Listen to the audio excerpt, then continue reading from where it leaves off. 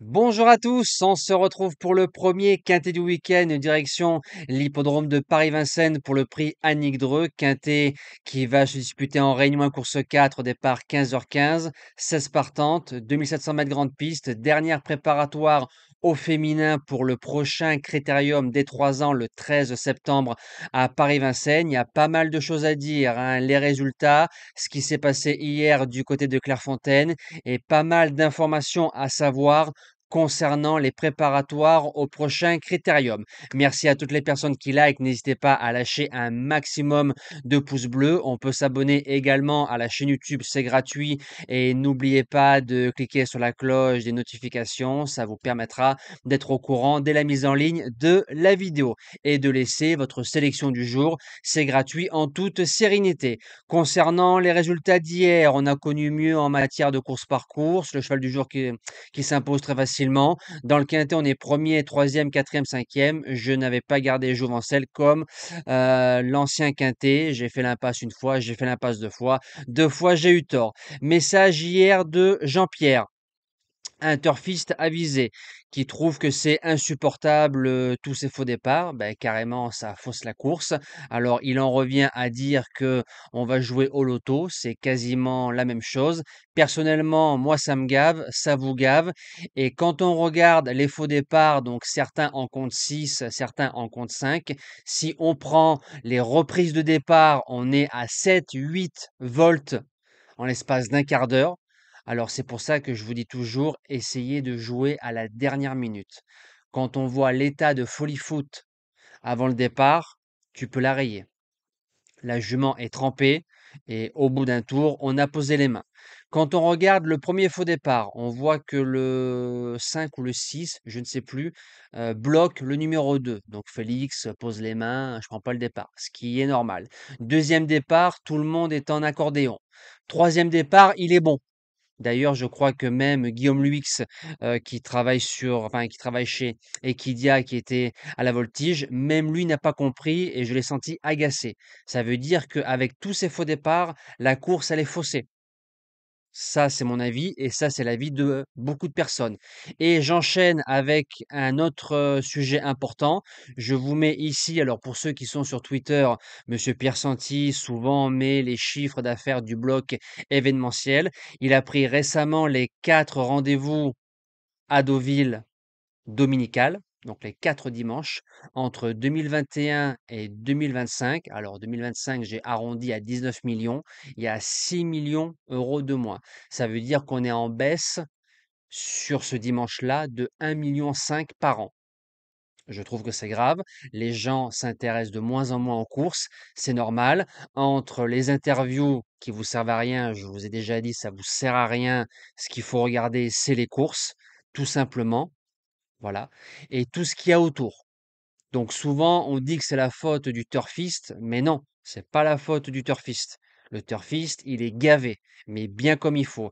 Alors je pense que peut-être qu'un jour, faudrait peut-être faire un, je sais pas, je peux pas dire un ménage parce que voilà, c'est pas mon rôle, mais faudrait peut-être revoir les bases des courses et donner l'envie aux futurs turfistes et même ceux de maintenant de suivre les courses. Voilà, donc n'hésitez pas à laisser votre avis sur ce que j'ai dit. Pas d'insultes, hein, ça sert à rien. Les insultes, le modérateur, il vous bloque immédiatement. Vos commentaires, je ne les vois pas, mais essayez de partager un avis construit et vos idées.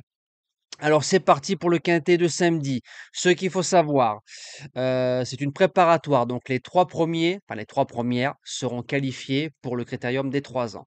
Comme la première préparatoire, la deuxième préparatoire du côté des femelles et du côté des mâles. Ce qui fait 3 plus 3, 6 et 6, 12. Ça veut dire qu'il va rester que quelques places pour les plus riches au critérium des 3 ans. J'ai fait des impasses, voilà, qui a peur est un peu heureux, mais il y a certaines juments qui doivent absolument se qualifier pour le prochain Critérium des 3 ans. En base gagnante, le numéro 9, Madrid au Fort. Faut se rappeler qu'elle a fait quatrième du prix Albert Viel avant quelques vacances. Pour sa semi-rentrée, distancée, faites attention, elle était bien présentée. Beau poil, il y avait du bon gaz. Les Bijons qui sont en forme, donc ça c'est toujours un signe de confiance. C'est une jument en général qui suit tous les trains. On va essayer de chercher son billet pour le C3 et avec un bon parcours, je serais déçu de ne pas l'avoir au moins dans les 3 et sur une pointe à 15 contre 1, elle peut gagner. En deuxième base, le 6, Marilou, c'est une jument qui a fait sixième lors de son groupe 2 récemment. Pas très sympa, le driver qui est devant, qui lui a refermé la porte. Pour ceux qui suivent les courses, vous savez de qui je parle. Quand on est battu et quand on voit les copains qui arrivent avec du gaz, si on est fair play et comme cette personne-là le prétend souvent dans les courses, on laisse passer les copains. Voilà, ça c'est mon avis personnel. Sur la classe de Marelou, avec un bon parcours sans qu'elle ne tire, elle peut jouer au moins sa place dans le tiercé. Pour les chances, le 14, 1000 étoiles qui va partir couru.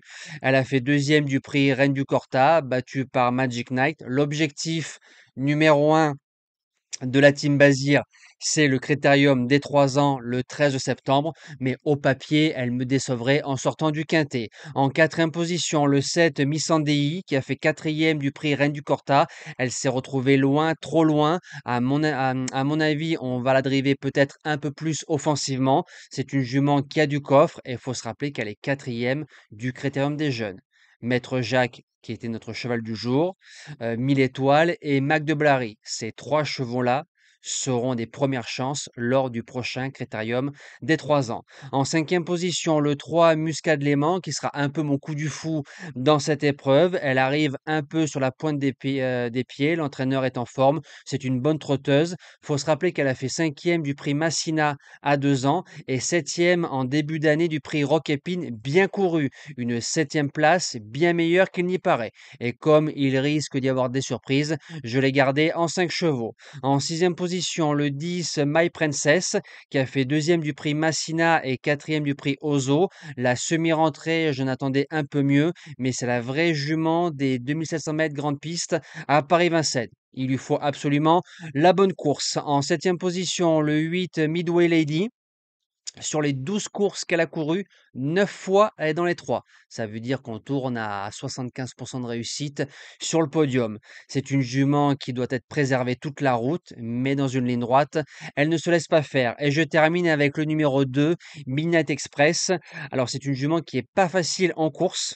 En début de carrière, elle croisait le fer de Magic Knight. J'ai fait l'impasse parce que Magic a fait 2 courses récemment très dures entre guillemets. Donc à mon avis, il y a le critérium qui arrive, on va essayer de la jouer en sous-marin. Ça, c'est ce que je pense.